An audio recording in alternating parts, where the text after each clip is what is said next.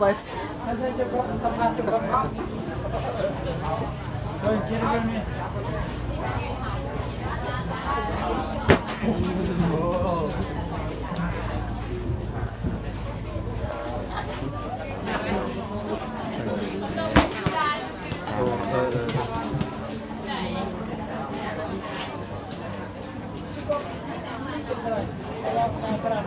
เขาเลยนะ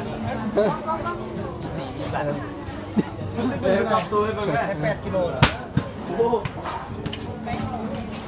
ก็เกิดมึงกับ7 กิโลแล้วเกิดก็เกิดเอาเกินไปให้มันซวยเบิ่งแม่เดี๋ยวซวยเบิ่งแม่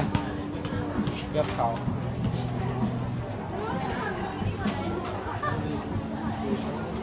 แล้วมันเขาไม่ทำเลยมาสู้